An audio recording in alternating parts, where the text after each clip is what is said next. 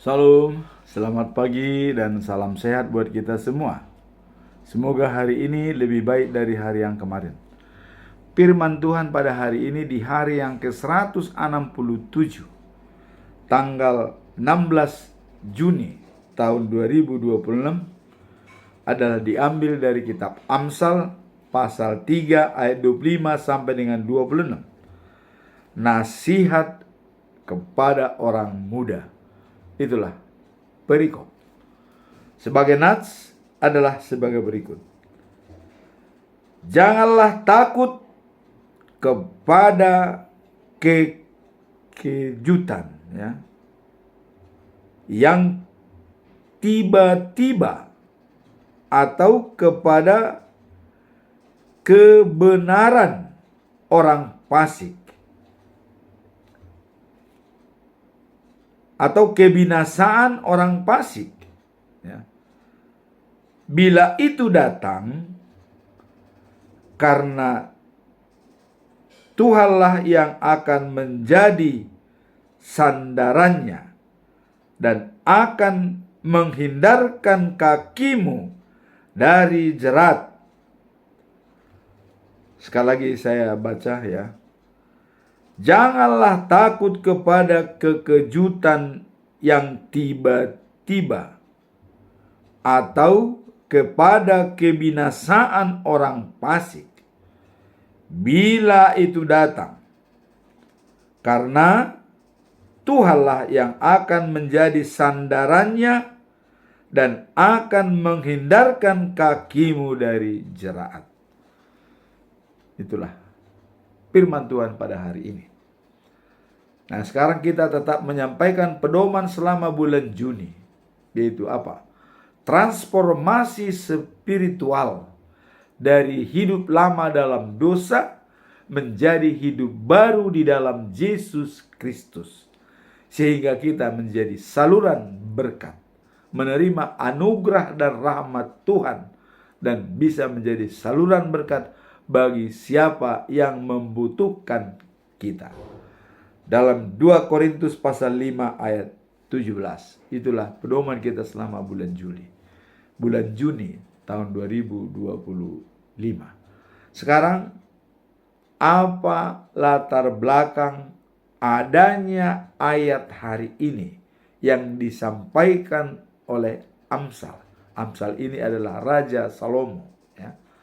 Dalam pasal 3 ayat 25 sampai dengan 26. Nah, kalau kita lihat tadi, jangan takut kekejian orang fasik, karena Tuhanlah yang dapat menghindarkan kakimu dari jerat. Jadi adanya ancaman atau teror dari kaum orang fasik, maka ayat ini timbul. Itulah latar belakang ayat ini. Jadi ayat ini menyampaikan pesan yang mendalam. Jadi ada pesan yang mendalam tentang kepercayaan dan ketenangan menghadapi ketakutan serta kesulitan. Jadi untuk memberikan gambaran kita tenang. Dalam setiap menghadapi masalah kita tenang. Tidak perlu terburu nafsu, tidak perlu emosi, dan kita menghadapi ketekunan serta kesulitan. Jadi artinya kepercayaan pada iman yang menghadapi ketakutan atau teror yang diberikan oleh kaum orang fasik. Nah, disinilah latar belakang ayat ini, karena adanya ancaman teror dan penindasan dari orang-orang yang jahat, maka dikatakan kita harus tenang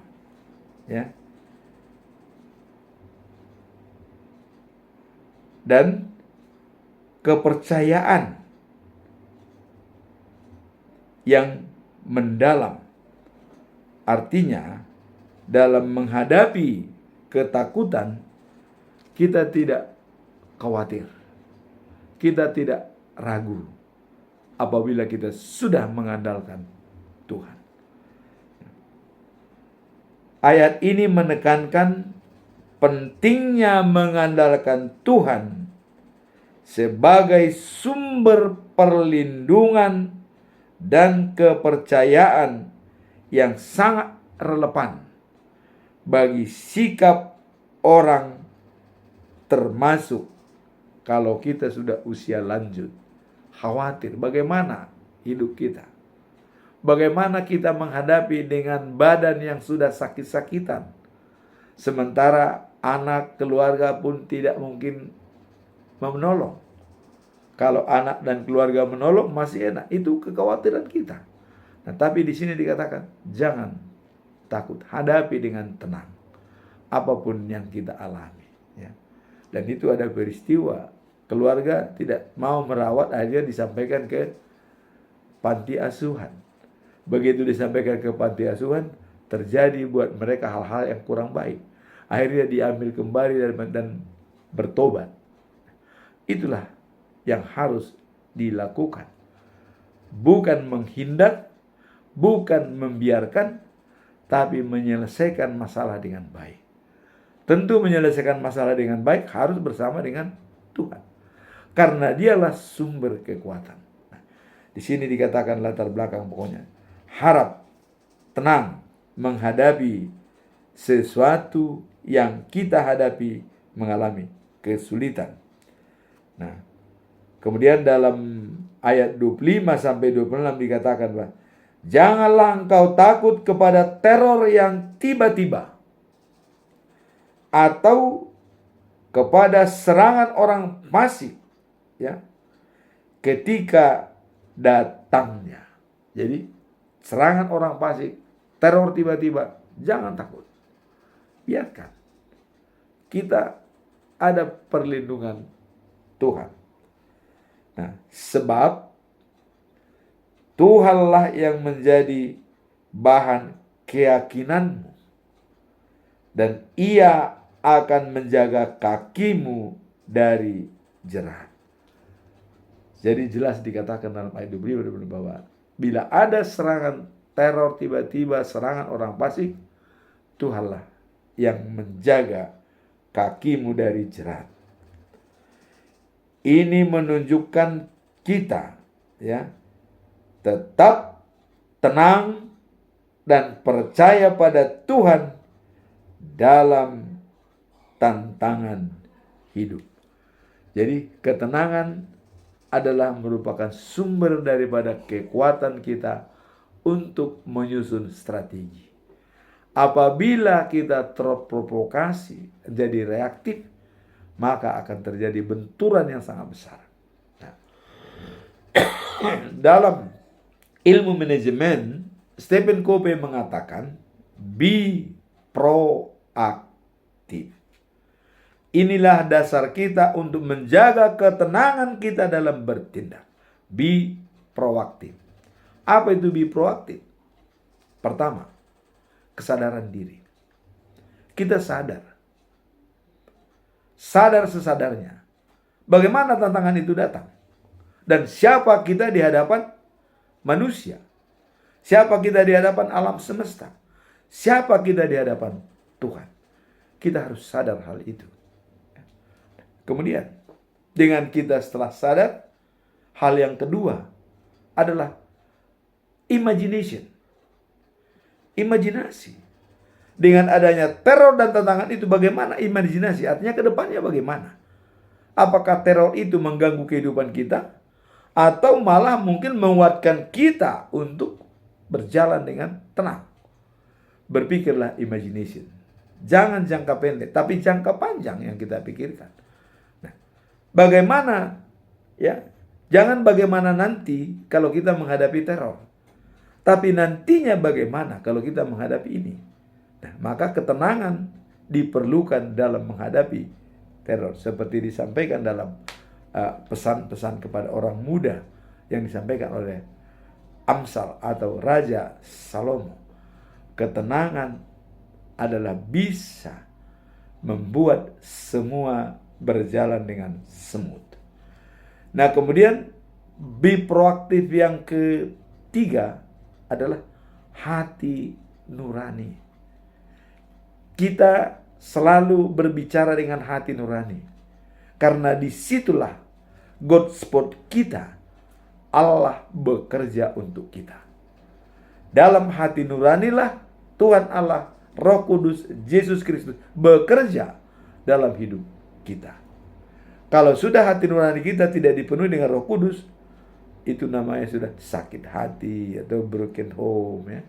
Nah, tapi kalau kita ditemani Roh Kudus dengan hati nurani yang baik, artinya siapa kita di hadapan Tuhan, siapa kita di hadapan manusia, ini perlu jelas. Dan biasanya hati nurani ini adalah cara berpikir kita, ya. Kenapa? Kalau kita menjalankan suatu tindakan, kita tanya dalam hati nurani kita. Hati nurani kita itu siapa? Keluarga. Pertama adalah istri, teman hidup kita. Kalau bagi yang punya istri, bagi yang tidak punya istri, mungkin keluarga ayah dan ibunya, ya, yang perlu dipertimbangkan. Suatu tindakan cocok tidak dengan istri? Kalau cocok, jalankan. Tahap kedua, cocok tidak dengan anak-anak kita? Cocok, jalankan. Tahap ketiga, cocok tidak dengan keluarga besar? Cocok, jalankan. Yang keempat, cocok tidak dengan masyarakat? Wah, ini tidak cocok. Tapi ada kalanya, kalau tidak cocok, maka terakhir kita tanyakan kepada Tuhan.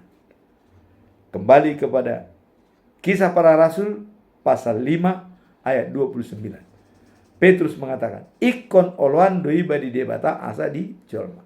Kalau tidak cocok pada manusia, tapi kita anggap itu cocok bagi Tuhan, why not? Jalankan. Kemudian pengambilan keputusan. Everybody freedom to choice, but this everybody must be responsibility to his choice. Semua orang bertanggung jawab atas pilihan, dan semua orang bebas membuat pilihan. Tapi ingat, bertanggung jawab atas pilihan. Itulah yang dikatakan be proaktif, tidak reaktif. Jadi kalau ada stimulus masuk, teror, hinaan, apapun bentuknya, atau adanya penindasan orang fasik kepada kita, sikapi dengan be proaktif. Itulah cara kita dalam segi manajemen. Tapi dalam segi spiritual, Filipi 4 ayat 6-7, serahkan kekhawatiranmu kepada Tuhan. Ya, apapun yang kau hadapi, jangan ragu, jangan takut, serahkan kepada Tuhan. Karena damai sejahtera Allah akan tiba melampaui akal dan pikiran kita. Itu akan muncul. Nah, jadi ketenangan jiwa adalah untuk memulai hal-hal yang perlu kita lakukan. Nah, itulah latar belakang. Nah, sekarang apa tujuan daripada Amsal, ya, yang mengatakan dalam hal nasihat kepada orang muda? Tujuan utama adalah untuk menegakkan pentingnya kepercayaan kepada Tuhan dalam menghadapi ketakutan dan, ya, ancaman dalam hidup. Jadi adanya ketakutan dan ancaman dari orang lain dalam hidup kita, maka mengandalkan Tuhan adalah satu-satunya jalan. Itulah tujuan utama daripada perikop ini yang mau disampaikan oleh Rasul, selalu mengandalkan Tuhan. Ya. Nah, kalau kita lihat dalam Mazmur pasal 50 ayat 15, berserulah kepadaku dalam kesesakan, ya. Aku akan melepaskan engkau, supaya engkau memuji aku. Jadi ada jalan keluar kalau kita menghadapi suatu masalah. Jadi tadi tujuan utama adalah untuk menegakkan pentingnya kepercayaan kepada Tuhan dalam menghadapi ketakutan dan ancaman dalam hidup. Yaitu tadi berseru kepada Tuhan dalam kesesakan. Itu jawabannya. Nah, sekarang kalau kita lihat dalam Mazmur pasal 119 ayat 105 dikatakan, firman-Mu pelita kakiku dan terang bagi jalanku. Jadi kembali lagi kita kepada firman Tuhan. Nah, mengandalkan Tuhan, kita akan aman dan tidak akan terjatuh dalam kegalauan, baik menghadapi teror, ancaman, alias kecurangan, dan apapun terjadi, kita tidak takut. Kita siap dengan mengandalkan Tuhan. Nah, dalam Mazmur 46 ayat 2 dikatakan bahwa mengandalkan Tuhan sebagai sumber kekuatan dan perlindungan, dan juga pengharapan dalam panggilan untuk mengasihi dan menjala manusia atau memberitakan firman Tuhan. Itulah yang tujuan utama daripada perikop ini. Sekarang apa pesan moral yang bisa kita ambil? Pesan moralnya adalah tentang pentingnya mengandalkan Tuhan dalam menghadapi ketakutan dan tantangan hidup yang mungkin datang tiba-tiba. Jadi selalu pesannya adalah pentingnya mengandalkan Tuhan dalam menghadapi tantangan yang tiba-tiba. Ayat ini menggambarkan bahwa mengajak kita untuk tidak membiarkan ketakutan dan teror menguasai pikiran kita. Kemudian memberikan kepercayaan hidup kita sepenuhnya kepada Tuhan yang akan menjaga kita dari segala bahaya. Jadi di sini jelas, segala bahaya itu kalau kita ikutkan Tuhan, kita akan tenang, tidak takut, tidak ragu. Dan di dalam pesan moral ini adalah merupakan penting mengandalkan Tuhan itu untuk menghadapi ketakutan dan teror yang ada pada diri kita. Jadi kita siap menerimanya. Nah kemudian keputusan untuk percaya pada Tuhan itu mencerminkan sikap iman yang kuat. Jadi kalau kita mau percaya kepada Tuhan, ini dasarnya adalah sikap iman yang kuat. Apa itu sikap iman yang kuat? Nah ini mengacu kepada firman Tuhan yang bisa disampaikan oleh para rasul dan juga para nabi. Nah, seperti tertulis di dalam Yohanes pasal 6 ayat 35. Yesus mengatakan, akulah roti hidup. Barang siapa percaya kepadaku, datang percaya kepadaku, tidak akan kelaparan. Barang siapa percaya kepadaku, tidak akan kehausan. Jadi, secara kebutuhan spiritual kita telah dijamin oleh Yesus. Nah kemudian kalau kita lihat dalam Yohanes pasal 8 ayat 12 dikatakan, akulah terang dunia. Barang siapa ya, bersama dengan aku tidak akan berjalan dalam kegelapan. Artinya selalu dalam terang, bercahaya kalau kita di dalam Tuhan. Nah kemudian Yohanes pasal 14 ayat 6 ini lebih menekankan lagi. Akulah jalan, kebenaran, dan hidup. Tidak ada seorang pun sampai kepada Bapa tanpa melalui aku. Jadi lebih jelas cara kita untuk percaya kepada Tuhan, ada jaminan bagi kita. Dialah hidup, dialah terang, dan dialah jalan. Nah kemudian 1 Yohanes pasal 4 ayat 8 dikatakan Allah itu kasih. Karakter Allah adalah kasih. Barang siapa tidak memiliki kasih, tidak mengenal Allah. Jadi semua ini kita didasari dengan karakter Allah, yaitu kasih. Harus memiliki kasih. Itulah pesan moral daripada perikop ini. Sekarang bagaimana implementasi penerapannya dalam kehidupan sehari-hari? Apa yang kita lakukan? Nah, ini adalah terletak pada penerapan iman dan kepercayaan kepada Tuhan.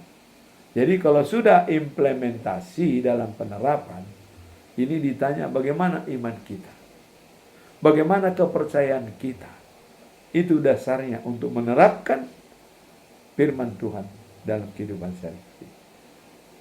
Nah, pentingnya percaya dan perlindungan Tuhan agar kita tidak terpengaruh oleh rasa takut, baik dalam keadaan sulit maupun ketika kita menghadapi ancaman. Jadi pentingnya ya, iman, percaya kepada Tuhan itu bisa menghadapi ketakutan dan tantangan dalam hidup. Nah, sehingga ya,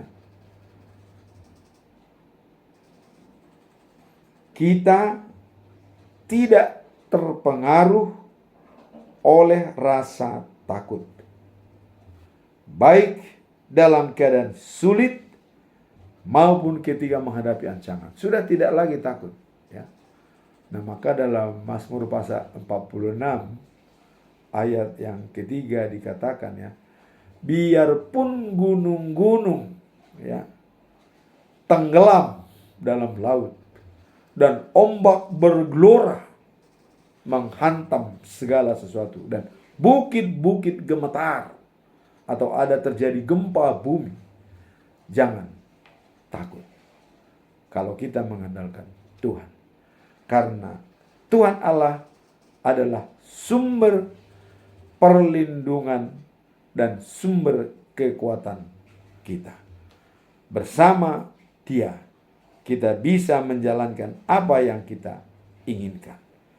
Nah, di dalam Efesus pasal yang kedua ayat 8 sampai 9 mengatakan, sebab karena anugerah kamu diselamatkan oleh iman. Ini bukan hasil usaha atau perbuatan, tetapi adalah anugerah dari Allah. Ya, kalau kita melihat pengajaran pokok-pokok agama Kristen, Martin Luther mengatakan sola gratia. Ya, bahwa keselamatan itu adalah anugerah, cuma-cuma dari Tuhan. Kemudian dikatakan sola fide. Anugerah itu bisa kita terima, diselamatkan kita karena iman percaya. Jadi iman kita yang menentukan kita apakah mendapatkan keselamatan apa tidak. Nah, disinilah perlunya iman percaya seperti tadi disampaikan oleh Raja Salomo. Yang tenang, iman yang kuat, teror datang, ancaman, tidak worry, tidak khawatir. Kemudian dikatakan sola scriptura, hanya Alkitab sebagai pedoman kita untuk mempelajari sola gratia dan sola fide. Sehingga dengan demikian, apa yang disampaikan oleh Raja Salomo, nasihat kepada orang muda, adalah merupakan pedoman hidup kita untuk tetap bersandar dan percaya kepada Tuhan, untuk memberikan ketenangan jiwa, cara berpikir kita, dan juga cara perilaku kita, dan juga sikap kita. Maka waktu yang lalu saya mengatakan, apabila yang kita hadapi itu adalah direct control, atau yang bisa kita kontrol sendiri, yang kita rubah adalah perilaku, behavior, ya. Perilaku kita harus kita rubah, karena itu bisa kita kontrol langsung, berhubungan langsung. Tapi kalau indirect control, tidak bisa kita kontrol secara langsung. Di sini kita pakai metode pengaruh, memakai Tuhan dan juga manusia. Disinilah perlu kita melibatkan Tuhan dalam segala kehidupan kita. Dan juga orang-orang yang kita anggap sebagai panutan bisa kita percayai untuk menolong kita, karena itu adalah wakil Tuhan. Nah, kemudian ya dikatakan bahwa adanya pertolongan Tuhan, ya, dikatakan tadi bahwa setiap saat kita bertindak. Kalau hal itu misalnya uncontrol, tidak bisa kita kontrol langsung, ya, tidak bisa kita kendalikan, apa yang kita rubah? Sikap, attitude, sikap persuasif, mengikuti apa yang terjadi. Jangan kita berpikir bagaimana nanti, tapi nantinya adalah bagaimana. Itulah pedoman kita dalam firman Tuhan yang disampaikan oleh Amsal pasal 3 ayat 25 sampai dengan 26. Kalau ada teror ancaman yang mengganggu kita, kita perlu ketenangan jiwa, tapi dalam tenang itu adalah bersama Tuhan. Itulah firman Tuhan pada hari ini. Semoga kita tetap bersama dengan Tuhan dalam setiap tindakan kita. Amin. Tuhan memberkati kita.